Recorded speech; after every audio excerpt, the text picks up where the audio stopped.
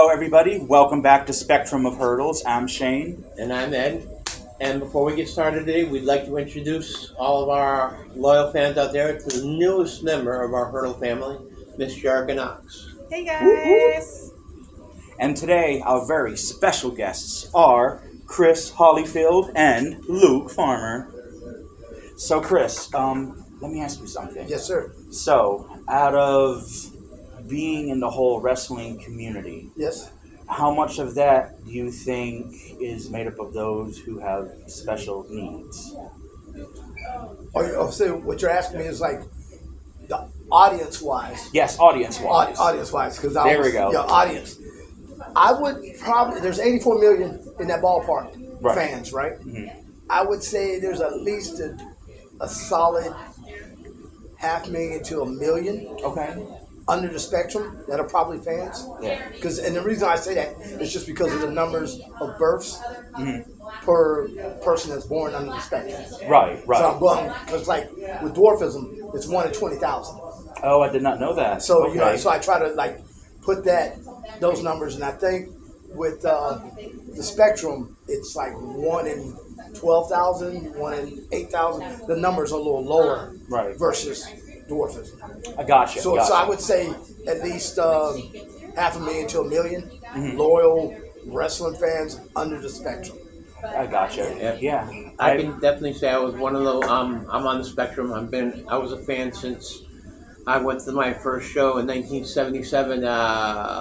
Bruno Sammartino and superstar Billy Graham fighting each other. And, I was told in 2011 in an interview that I was the first actual wrestler on the spectrum, manager on the spectrum. Oh.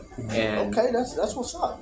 And how hard is it, do you think, for people who want to get into the business who are on the spectrum, being the fact you have to deal with crowds, you have to deal with social interactions, you have to deal with improv, which can be hard for a lot of people on the spectrum? In all honesty, and I say this with respect, I don't say this to clown anyone or throw anyone under the bus. I don't. They would have to be on the high end of the spectrum. Mm-hmm. You know, autistically. You know, having autism, Right, yeah. because Downs, no, that's not going to happen. No. Asperger's or anything else that possibly that's under the spectrum. I don't see it no way possible. Yeah. But it doesn't mean they can't interact some way or somehow. And the reason why I say this is because 2 years ago, I did Inclusion Mania. Okay. So nobody, like, before somebody tries to rip that off, I did the first Inclusion Mania where I had a wrestling company come in, and then I had people under the spectrum, about 9 or 10 under the spectrum, and they got the opportunity to be part of the wrestling match. Very nice. And for the most part of them, they were the ones that actually won. Right. So it was a awesome setup, and I didn't get the opportunity to do it this year, but I'm looking forward to do it the next WrestleMania, because I did it around WrestleMania time. Right. Because that's the time, the energy was there. You know? So yeah, my guys, they still ask me now, hey, can I have a title match and all this other stuff? You know, so it was awesome. And I learned a lot from the first one. Mm-hmm. So Inclusion Mania 2, next one, yeah, we're going to do some things. Shoot, we might have to link up and do it in Orlando. Who knows? There we go. Yeah. So- Orlando is a hot spot for wrestling. So we might have to do it here. Yeah. I did it at my old high school, Palm Bay High. So Okay. like that, but I wanted to do that because being from Palm Bay High, making it to the WWE, and I wanted to have that one last little something. Yeah, yeah. And then I brought it there. But we need to talk about that. We will. We need to talk about that. Yes. If the Inclusion Mania 2, I even put the paint on. I put everything on. For real? Yes. I put the whole gear on. Nice, dude. I put the whole thing on. I put the whole There gamut. we go. Yes. How So, many participants did you have? see, we shouldn't say that on film. No, just, it was. We had probably like about 50, and I'm gonna tell you, the mayor's ball was that night. It was a lot of things going on in the area, and it wasn't advertised. It was something that I did, you know, because it's like you got to get the ring, you get all that stuff. It costs for, you know, to make it happen. Right. But I've learned from that one. I had to do something first to know how to do it the second time. Right. But I know how to do it the second time. Right. I know how to do it the second time. And we could have had another name, because I don't look at, because I'm not active in wrestling. If we could have had another name there for the event, just even if it was just for signing or a quick run-in, like R-Truth, just a name that's like people know right offhand because it's still active. It's been 15, 16 years since I did it. So it's like, who cares? And I'm just speaking honest. I'm okay with that. I'm okay with it because I've gone on in my life. Right. I did it. I made it. I went to WrestleMania 23. So I'm good. I'm good. I remember that. So with Donald Trump. Yes, sir. Yeah. So how ironic. And we talk about that. I got to work with him hands on to see like, it ain't no different than what you see right now. And I don't want to talk politics, but I'm just talking facts. Exactly. But yeah, we did Inclusion Mania 1. We want to do Inclusion Mania 2. So if we'll talk about that, though, Shane, because I like for it to be huge. Yes, we got you. I like We got for it you. to be huge. Yeah, we got you covered. And I think that could happen in this market over here. I remember Brevard County loved it, but it wasn't the market. Right. So I love the idea of Inclusion Mania. don't be going trying to like take my. Hey, no! I'm working with you. I would jump off a small rope on you, man. I'm with you on that. Not a top rope, but a small rope. One of the reasons I really like that idea is people don't realize how many aspects there are of professional wrestling. There's managers and wrestlers, of course, but there's photographers. There's people in the back organizing things. Let's say Shane alone is probably the biggest celebrity photographer here in Orlando, being on the spectrum. He could do all the photography.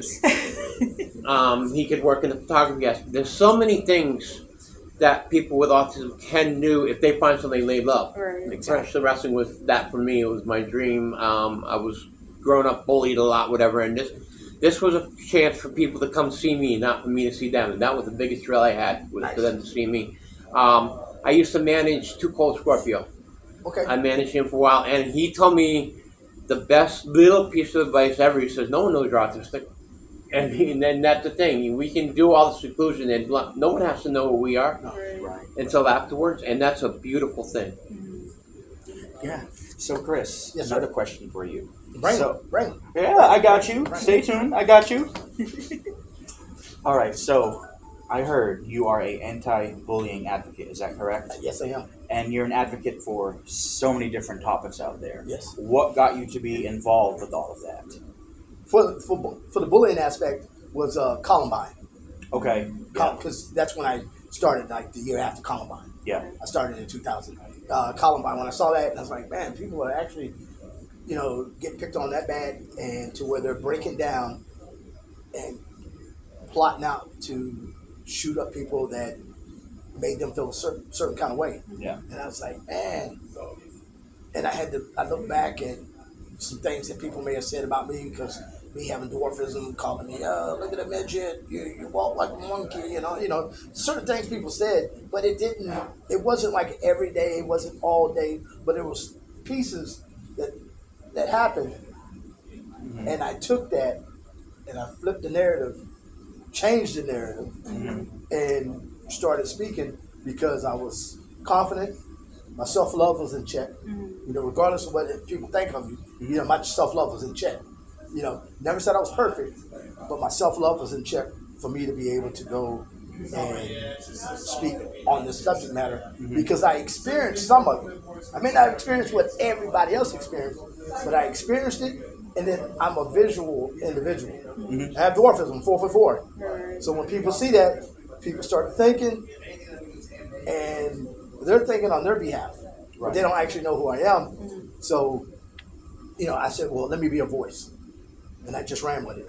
And we're going in our 25th year, and in our 25th year, this year. We're going in 25 years. And it's been something that, if I had to say, pro wrestling, motivational speaking, I'm going to say motivational speaking because it's long lasting as far as how you made somebody feel, how you changed their mindset. Absolutely. Wrestling, don't get me wrong. I loved it, when I did it, and it was a goal that I wanted to achieve. Yeah. So and it's like, okay, you did it.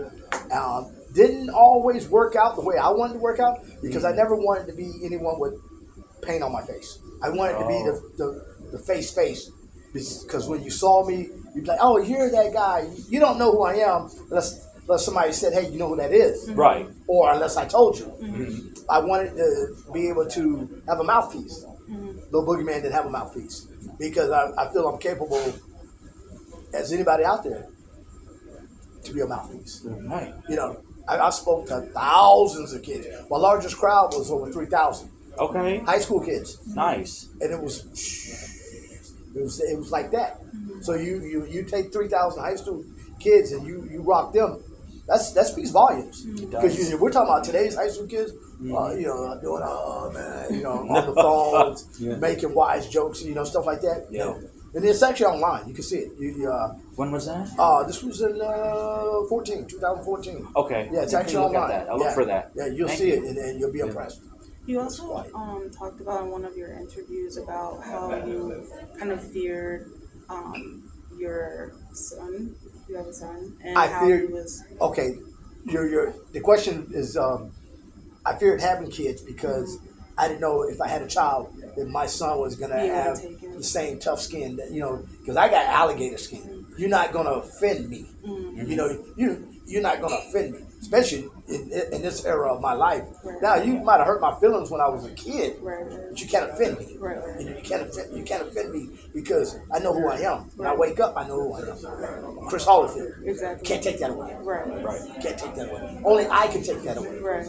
And What do you put in your program to provide that tough skin and help other kids kind of get through that? having that skin, it goes right back to, again, and I'll say this and I'll preach it. You hear me say this a lot. It's my self-love. Because when you have that self-love, you're not concerned with what other people say. Mm-hmm. I'm not gonna say it doesn't hurt you, some, but you know who you are. Right. That self-love, and some people may take it as arrogance or cocky, but it's not. It's like, I love who I am. I don't want to be nobody else, because I couldn't be who I am today if I was somebody else. Right. Yeah. So, I love being me.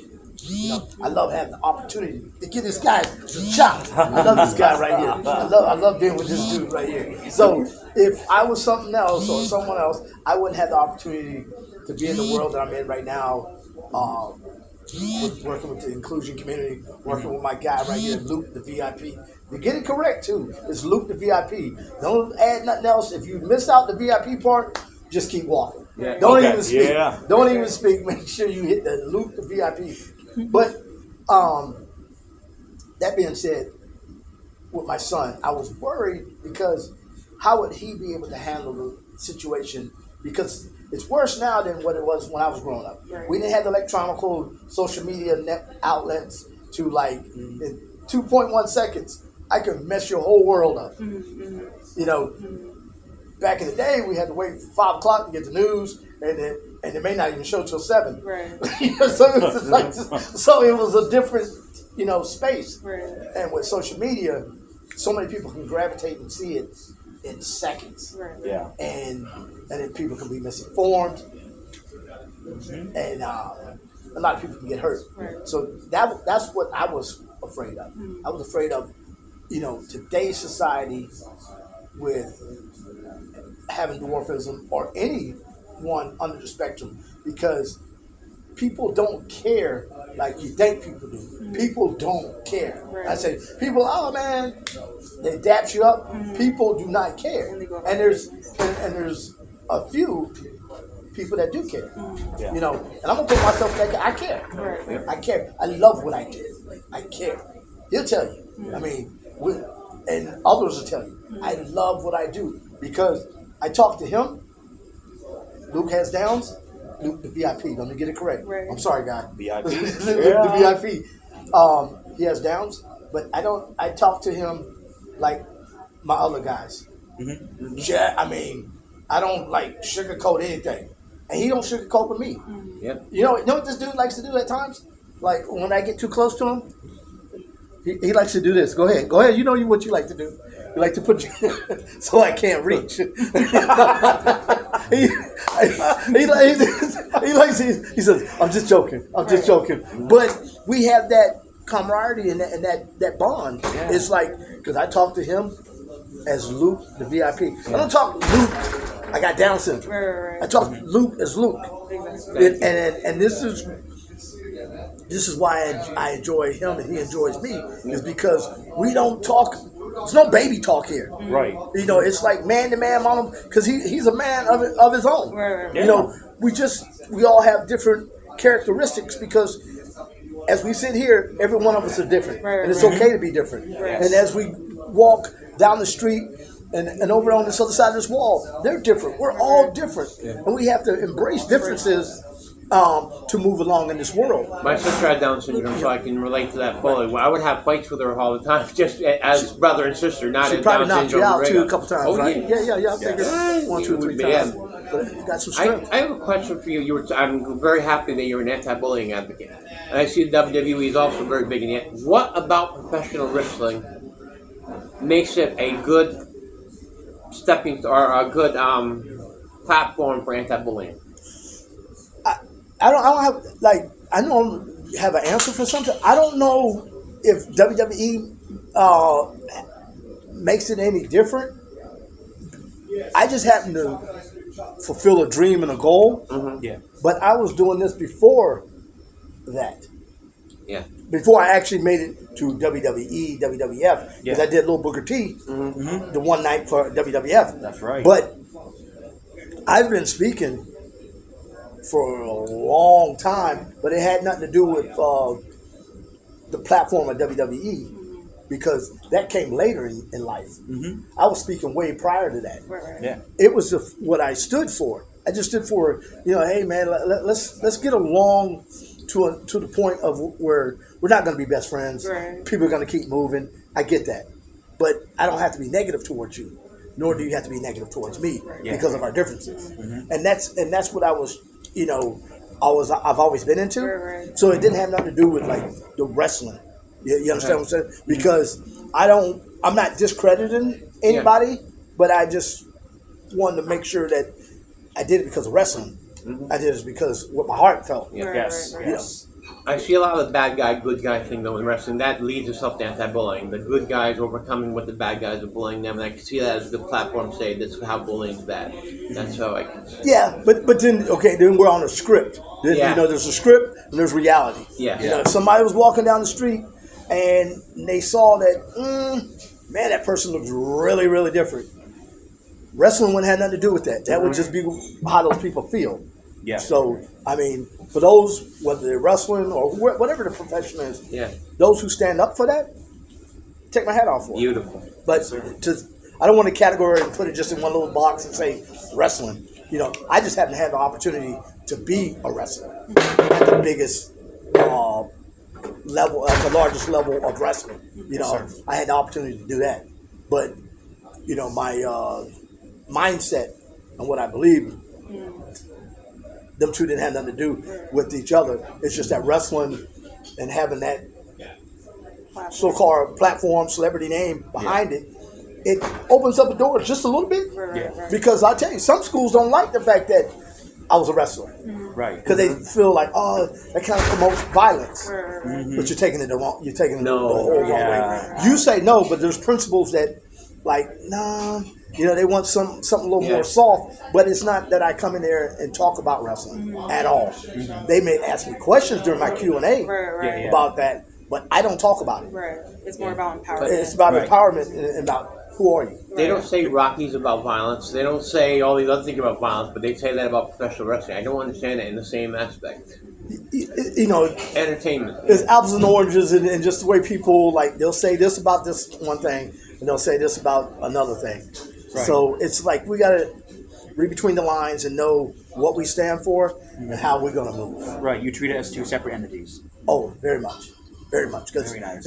first and foremost is me changing lives. Mm-hmm.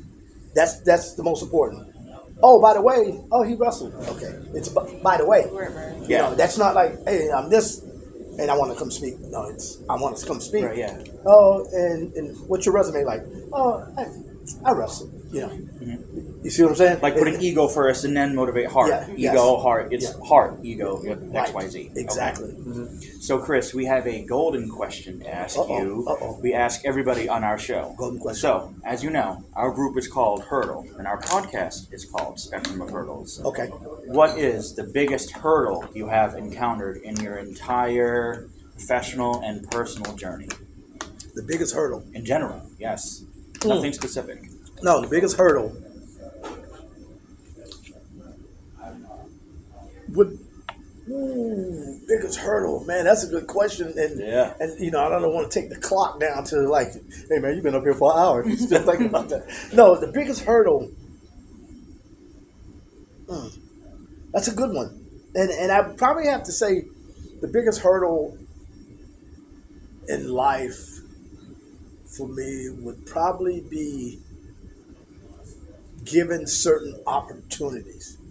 A job as a youngster, because I got turned down from jobs hundreds of times as a youngster.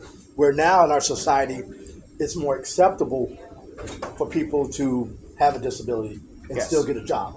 Right. Publix is great for hiring people with autistic and Downs. Now, when I was that age, that wasn't happening. No. That wasn't happening. I'm your age, so I know that. That wasn't happening because, from fast food, I'm not going to throw no names out there, from fast foods to whatever, I always got turned down for a job. Right. So what I did as a youngster is that where we moved at, it was just being developed. So I would go to all the job sites and I would take the cans, because at the time you could collect aluminum cans, and I throw a little sand in it, smash a little sand. It was tedious, a little sand. And get the garbage bags and tie them up and go turn them in. And then at the time, in that era, you still had the Coke bottles that you could get like 10 cents a piece or 20, whatever it was. Right. And I would, so it's almost kind of like theft. Because you have to make them heavier. Because I was I was making them a little heavier, and then those construction workers were going to probably turn those bottles in and then get another 6-pack. But I would always ride around on my mini bike to see which houses I need to hit. But I was not breaking and entering. It was a construction site that I felt like I was helping cleaning up, if you would. I just happened to take your aluminum cans and your 10-cent bottles. So it was a plus in a sense. I was cleaning up what you left. Right. Because you left a mess. I did you a favor. I did you a favor. So when the foreman came out there, hey man, this place looks clean. So I was taking, and being that I had to do whatever I could just to put a little change in my pocket, because I wasn't going to do nothing crazy, put nothing money in my pocket. Never believed in that, never was going to walk that walk. But, yeah, so. Tell us a little bit about you. Luke. What type of questions? Oh, just a little bit about you. Tell them a little bit about you. Tell them about you. First of all, I'm Luke Farmer, and I have Dowd myself, and I'm a second degree black belt at Taekwondo. Yeah, say it again. Wow. Say it again. Second degree black belt at Taekwondo. Yeah, let's say it one more time. I need the world need to hear this. Second degree. Go ahead. Second degree black belt at Taekwondo. Yes. Nice. Here's my card. No. And he brought up the cards. And he brought up the cards. Nice. Awesome.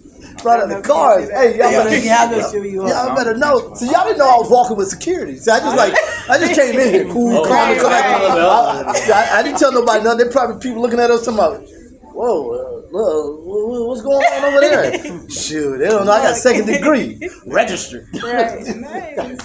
And tell us a little bit about Promise. Yes. How did Promise come about, man? It was built between me and my mom. It's an non-profit organization. And it's for individuals with disabilities. Intellectual and physical disabilities. Gotcha. Okay. Yes. So his mom and him, she came up with the concept. Yeah. She walked around the world, in, Brevard County wise, getting people to, get into seeing her vision of this complex. Right. and it's a complex with like 123 residents. Right. Yeah. It's really dope. It has a gym. Yes. Like Pool. a communal kitchen Yes, pool yeah. that's accessible. No, to it's everybody, it's, so it's nice. It's Yeah. nice. Yeah, I've And, been there before. It's very nice. I really and like it. you know, this guy and his mom was the founder of that whole concept, Yeah. and So amazing. it's just awesome. One of my good friends lives there. You know Randy Baker? Yes. Baker? Oh Yeah. yeah. He just hit me up. He hits me up all the time. And I can tell you his last words. What he says to he says, "Chris, I miss you." There we I go. said, I miss you too, man. Nice. We don't run into each other as much. Right. But yeah. They always inbox me, text me, and tell me, "I love you, man. Love you Yeah. too." Yeah. Shout out to you, Randy, if you're watching it. What's up, Randy. dude? Okay. I have a question for you that this question's kind of bothered me a little bit, and I would like your opinion on this. I've always been for in professional wrestling. When I was younger, people like Skylo Low, Little Beaver, Okay. they were treated like royalty in the wrestling ring. Right. I've noticed as wrestling got older in the 90s, 2000s, it became more of a comedy act than an actual professional wrestlers. Have you noticed that, and how have you overcome that, being taken as a serious advocate? Well, I don't think I've ever been taken serious in pro wrestling because I never got to use my mouth. Okay. I never got to speak. I can speak. I'm good at what I do. I didn't get that opportunity because this is the character you're going to be. You either take it or you leave it. So I took it because it was a dream.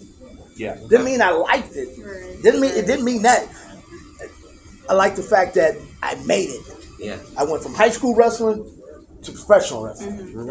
Those things like kept me going. Putting worms in my mouth, like I don't do it now. Yeah. Didn't want to do it then. They were real worms. They're real worms. What? Real worms. But the fact that I said, you know what? I'm going to write my story in the history books. Yeah. Thank you. I'm going to write my story in the history books. And we all have a story, right? Right. But not all of us get to finish the story and write it in the history books. Right. So we will leave, some will leave here. Right. We will leave here and then it'll be an incomplete story. But I got to write my story. And that means so much to me. And then now that I have a son, he turns 13 in 2 weeks. Now, I was shooting blanks. It took too long. No, I'm just joking. So yeah, now I have a 13-year-old in 2 weeks, and he's just been, it's just been an inspiration.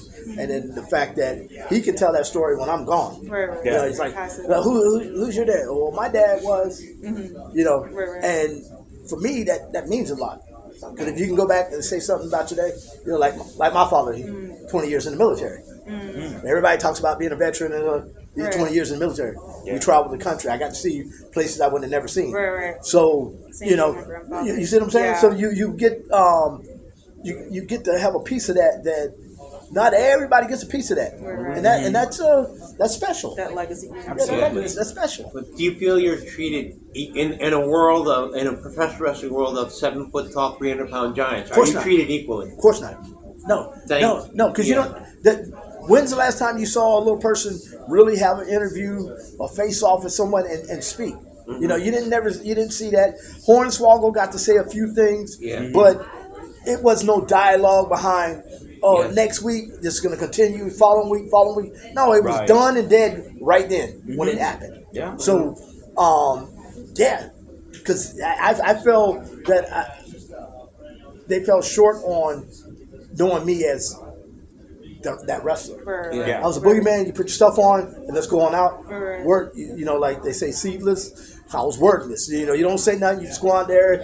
You gyrate. You do your little moves and worms. Again, I'm not disrespecting the opportunity, but in my mind, I wanted more. And to our viewers out there, this is something I always want to advocate. You aren't always going to get the respect. If someone knows you're autistic, you won't always get the respect in your community. But if you fight yourself, that your self-respect is what you need. Go do what you love, no matter what respect you get. If you have self-respect, that's half the battle. Yes. Loving yourself. Yeah. Love yourself, man, because nobody's gonna like you. That's one thing we got to get used to. You don't know if people really like you. Right. You really don't. Right. You know, people smile, dap you up. Still don't mean that people like you. Right. But when you're sure of who you are and you love, like, I love this guy. I love this guy. And by loving this guy, me loving me gives me the opportunity.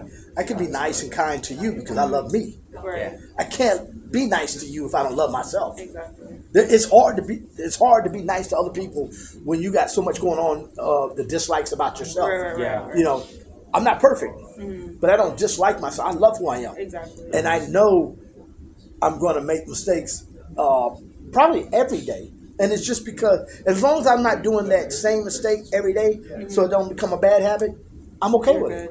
Yeah. I'm okay with it. You know, because we're going to make mistakes. You know, We're human. You're human, and be able to embrace your mistakes. So maybe we can pump the brakes a little bit and kind of sit back and say, if I would have not been this, and if I would have just been like a little bit like that, maybe that wouldn't have happened. But we live and learn. Yes. We live and learn. Do you think you will ever have a Down syndrome professional wrestler? No. No. You may have a skit for that moment, but you're not going to have a Down syndrome wrestler unless it's some independent company that just has that person working with their company. But we're on the market of AEW, WWE, nah, because it's a flash in the pants type of gimmick. Right. Okay. Yeah. You know, nothing taken away at all. Nothing taken away, Lou. Because, you know, I'm still going to body slam you when we... Is that on camera? I'm still going to body slam you. No, but, you know, it's just certain things we're not going to have. You know, it's just what the way the world moves and what they have set, you know, in their books and their blueprint.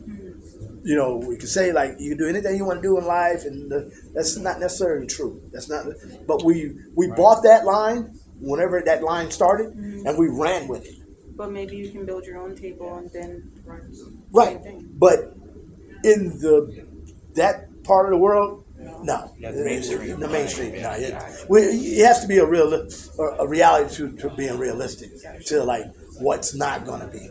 Right. Yeah. You know, how many like managers, and I'm not talking about wrestling, like businesses in the forefront. Not the business you may own, but how many times you walked in a building and it was a little person running that business, like running it, and you had to answer because it's a certain look that our society has built. Right. There's a certain look. I mean, There's a certain look. I mean, do you think it's changing, or do you think it's still no. I mean, women have been empowered because women have made those moves. Yeah. But it still goes on, you know, on like a little bit of this and a little bit, that's a little too much. Right. And I say that because I don't want to offend anybody, but read between the lines. You know, it's the black and white of it. Right. You got to know what I'm talking about, you know, without offending anyone, because I don't want to offend nobody. Right. And say, what's he mean? Because somebody might fall in that category.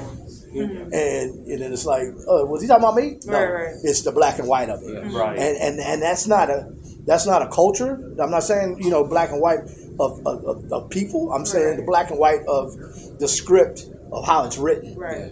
And Right. you have to know.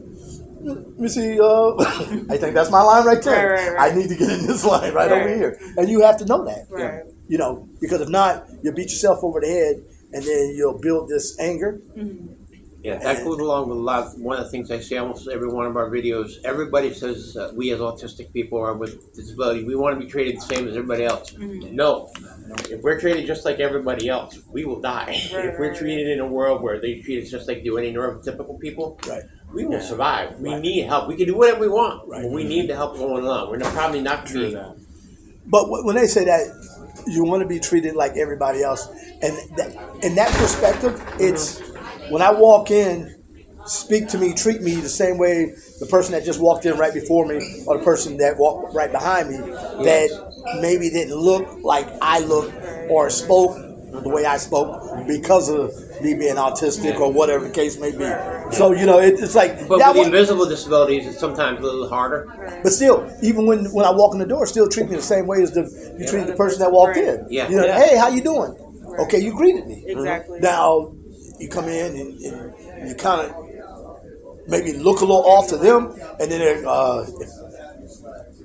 hey, how you doing? And then everybody avoiding you. No, you want to be treated equally to anybody else that walks in that door, or any building you walk into, car lot, whatever the case may be, whatever you're doing, you want to be treated with the respect of I'm spoken to, and that's the main thing. Right. Yes. Hey, okay, how you doing? You don't have to follow me around. You don't have to give me super attention. Like you don't have to do all those things. But don't overlook me. Right. Yeah. Look down sometimes. People. Right. Amen to that. Look down, man. Stop looking up in the sky. Oh, yeah, I don't see nothing. Look down, man. Respect the game.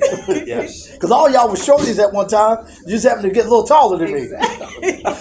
One born like, oh yeah, my baby was born. He was 6'5". No, baby was like 21 inches long. No, am I right or wrong? Right, It's right, like look on everybody's birth with the little footprint and everything. Right. You wasn't that tall. Right. Treat me the same. Exactly. But yeah, you gotta embrace who you are. Yeah. And hopefully you get good people around you that embrace it as well, and they embrace it. Yes. That's what inclusion is all about.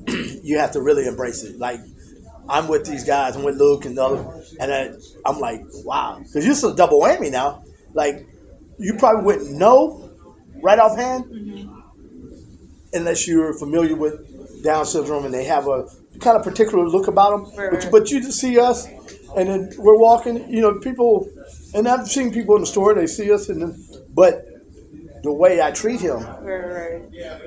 you can see the smiles on their face Right. because they see the embracing of like, man, that confidence. Can I grab a little bit of that? Let me borrow some of that. Hey, I want what they got. Right. We get a double shot. And a lot of that is how you move too.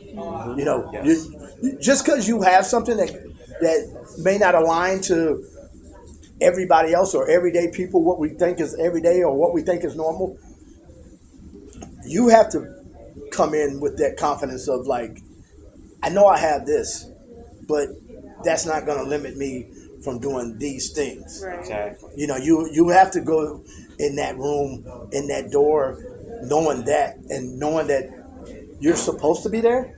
Not I'm here because, Right. but I'm supposed to be there. Right. Just like when Shane and I saw him at Family Cafe, he's like, we started talking. I was like, yeah, we're doing this. Right. And I was like, I wasn't going to do no Zoom Right. because the energy's not the same. Right. And I'm all about an energy. Right. Because see, energy allows us to move forward. Now it allows us to think about some things. It's like, yo, I got to talk.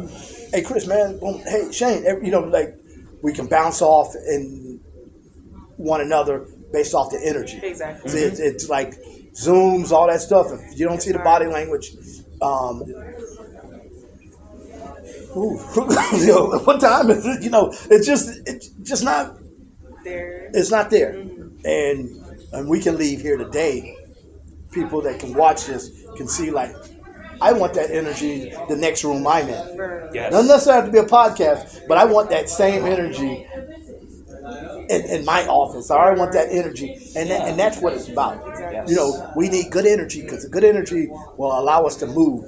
Because guess what? On our way of moving, we're gonna get hit in the face two or three times, Exactly. and it's just life. Right. Yeah. We're gonna strike out more times than we hit home runs in life. Yep.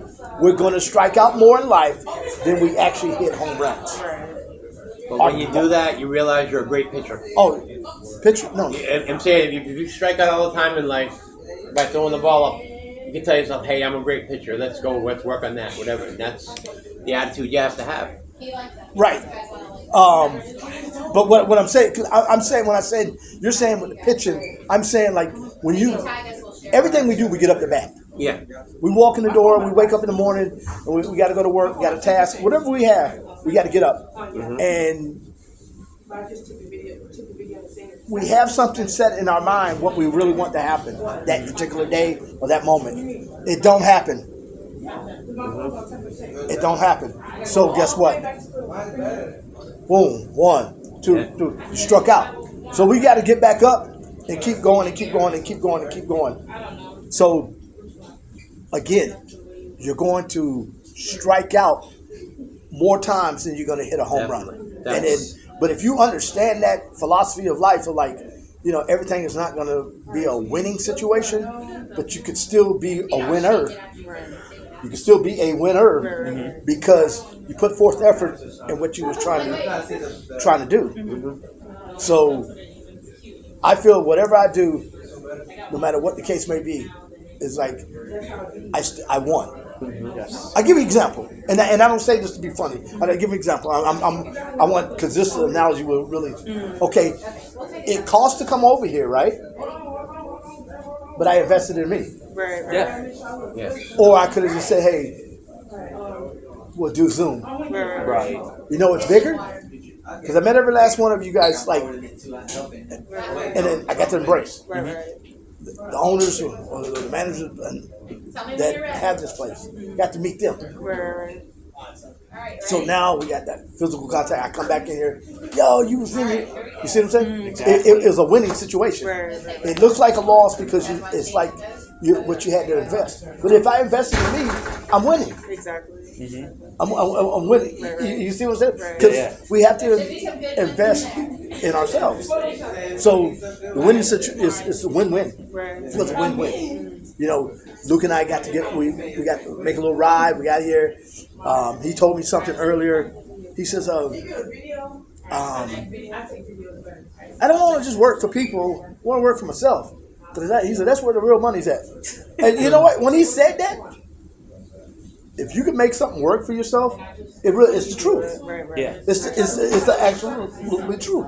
And it just baffles me, like some of the things he says is like, I just smile and then I just take it in. I was like, this is why I like being around this, because he says things honest and brutal. And it could be brutal, but it's honest. Yeah.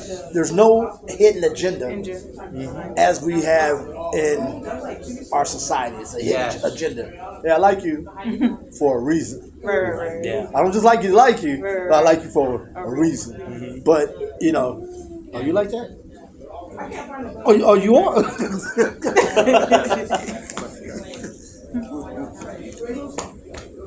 I did. Yeah, go ahead. Oh, sorry. I just did have one more question about like the taekwondo. Like, how did you decide on taekwondo? About 15 years more than. No, how did you, what made you come about wanting to do taekwondo? At first, it was me and my dad, and he trained me, and my master Kim Cox trained me. He was a big guy.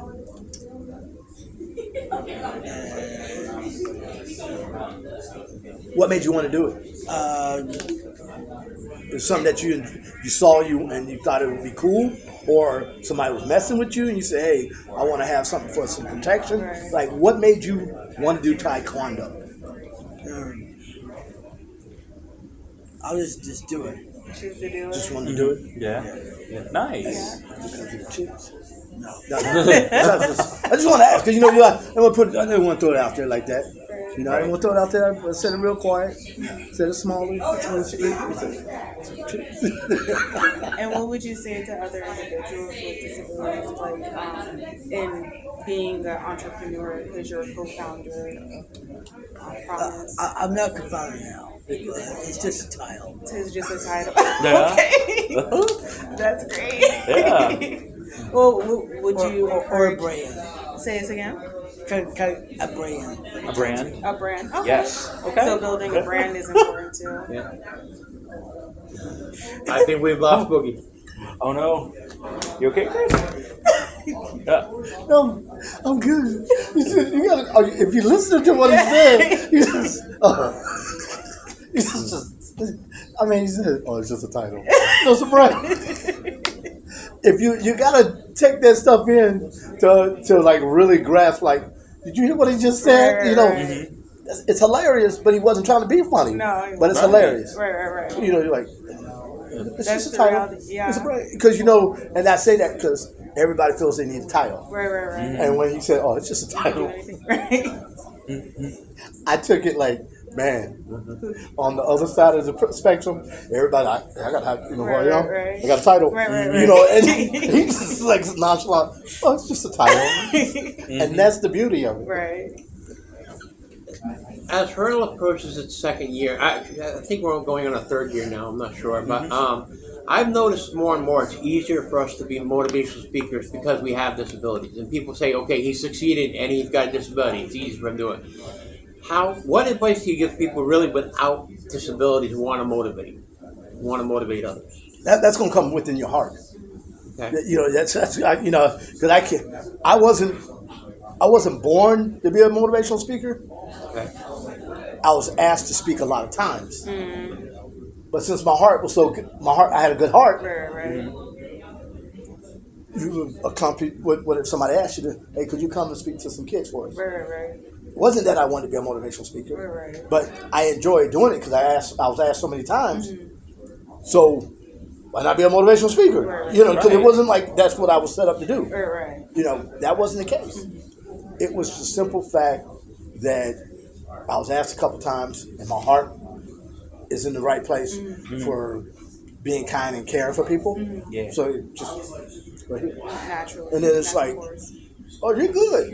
Oh, yeah. Let me try this again. and it just went from there. Right. And then I enjoy that because I didn't get to be a comedian, stand-up comedian. I have humor, but it's timing. It's It's timing. So I get to be that in my own life when I do motivational speaking. Okay. Because I get to say the things to get you, like I had you guys laughing a few times over here. Right. So I got to do those things, but I didn't have to do it the whole set. Right. It was just a little boom. All right, let's get back to what we were talking about. Exactly. Yeah. Type deal. I think that when we spoke at the cafe this year, I noticed that. I saw a few talks this year, and people who talk by themselves, it kind of ran out of thing. But like we had a talk with a third person, and we were able to go boom to him, boom to him, boom to him, and it worked real well that way. Right. Anybody out there, if you have a chance to go to the family cafe like we did this year, I definitely recommend that.